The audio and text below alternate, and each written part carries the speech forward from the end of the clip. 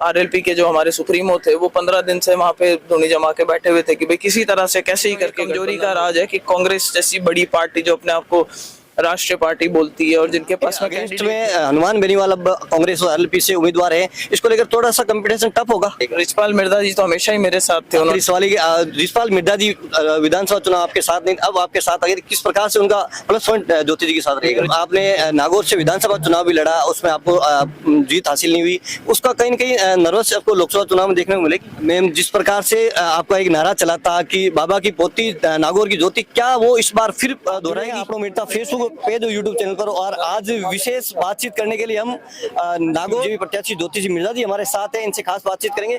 सबसे पहले आपको होली की हार्दिक शुभकामनाएं। आपको भी बहुत बहुत शुभकामनाएं सर। तीसरी बार आप नागौर लोकसभा क्षेत्र से उम्मीदवार बन के आए हैं, किस प्रकार की तैयारी है, किन मुद्दों को लेकर इस बार आप चुनाव मैदान में हैं? मैं चौथी बार उम्मीदवार बन के आप लोगों के बीच में आई हूँ जी।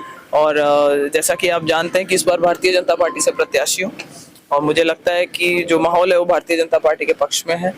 मोदी जी का पूरे देश में एक जो रुझान दिखाई दे रहा है लोगों का, वो भारतीय जनता पार्टी के प्रति, नागौर में भी ऐसा माहौल रहेगा। मैम, जिस प्रकार से आपका एक नारा चला था कि बाबा की पोती नागौर की ज्योति, क्या वो इस बार फिर दोहराएगी?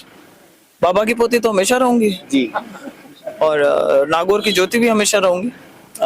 मुद्दा है कि क्या इस बार मुद्दे क्या लेकर के जाएंगे। तो मोदी जी के नेतृत्व में सब लोग चाहते हैं कि इस बार जो है देश के अंदर एक बार पुनः मोदी जी की सरकार आए, ताकि जो अच्छे काम करें उसको आगे बढ़ाने का प्रयास करें।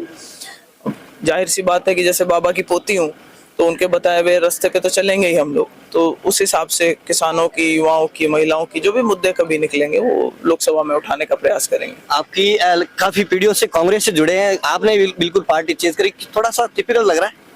नहीं, बहुत सारे समय से कांग्रेस से नहीं, मैंने जब पार्टी ज्वाइन करी थी उसके बाद से कांग्रेस में थी, लेकिन दादा साहब हमेशा कांग्रेस में रहे, कभी जनता दल में भी आए थे, दमकीपा में भी रहे थे, लोक दल में भी रह चुके हैं।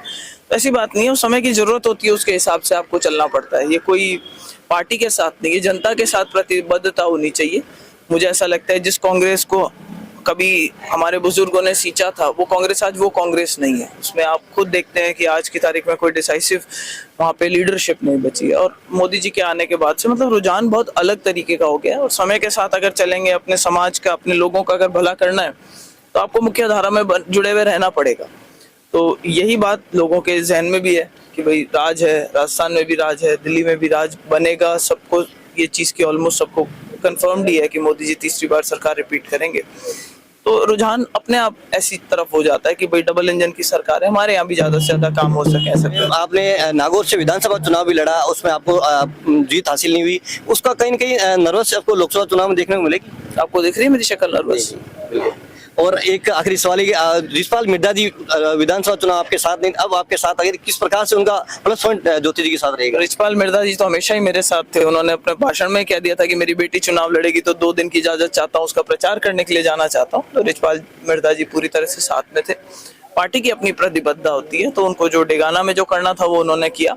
हम चाहते थे कि वो विधानसभा चुनाव से पहले भारतीय जनता पार्टी ज्वाइन करें, कुछ कारण रह गए जिससे नहीं कर पाए, तो अब लोकसभा चुनाव से पहले परिवार एक जगह पे आया। मुझे बहुत खुशी है इस बात की, इससे मजबूती मिलेगी भाजपा परिवार को, चाहे वो नागौर की सीट हो, चाहे वो राजसमंद की सीट हो, चाहे आसपास के जो जाट, विशेष तौर से जाट बहुल्य, किसान बहुल्य जो एरिया है, उनकी काफी मान सम्मान है उनका। तो मुझे लगता है इस चीज का फायदा भारतीय जनता पार्टी को। आपके अगेंस्ट में हनुमान बेनीवाल अब कांग्रेस और आरएलपी से उम्मीदवार है, इसको लेकर थोड़ा सा कंपटीशन टफ होगा?